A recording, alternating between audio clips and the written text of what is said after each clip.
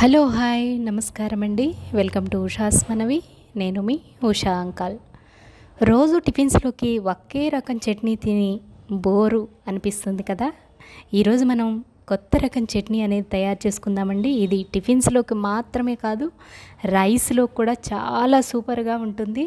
తప్పకుండా ఒకసారి ట్రై చేయండి. నిజంగా చెప్తున్నాను, చాలా త్వరగా అయిపోతుంది మనకు, అలాగే మంచి రుచి కూడా అనిపిస్తుంది. దీనికోసం స్టవ్ వెలిగించుకొని కళాయి పెట్టుకోవాలి. దానిలో కొద్దిగా ఆయిల్ వేసుకొని వేడైన తర్వాత ఈ విధంగా కొద్దిగా పెద్దగా కట్ చేసుకున్న ఉల్లిపాయలను రెండింటిని నేను వేసుకున్నానండి. వీటిని మీడియం ఫ్లేమ్లో వేయించుకోవాలి. ఇవి కొద్దిగా వేగిన తర్వాత మనం దీనిలో పొట్టు తీసి పెట్టుకున్న కొన్ని వెల్లుల్లిపాయలు కూడా వేసుకోవాలి. ఒక 10 to 12 వెల్లుల్లి వేసుకుంటే 2 ఉల్లిపాయలకు సరిపోతుంది. నేను మీడియం సైజు ఆనియన్స్ తీసుకున్నానండి. ఇక కారం అనేది మిరపకాయలు మీ రుచిని బట్టి మీరు యాడ్ చేసుకోవచ్చు. నేను ఒక 3 మిరపకాయలు వేసుకున్నాను. ఈ మిరపకాయలు చాలా కారంగా ఉన్నాయండి, అందుకే 3 వేసుకున్నాను.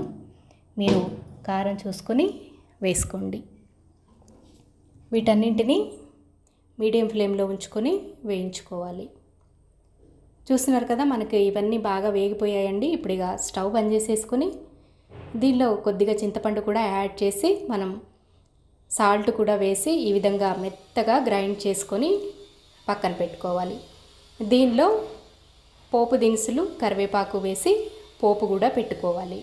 ఇప్పుడు ఈ పోపుని చట్నీలో కలిపేసుకుంటే మనకు ఉల్లి వెల్లుల్లి చట్నీ అనేది రెడీ అయిపోతుంది. నిజంగా చాలా రుచిగా ఉంటుందండి.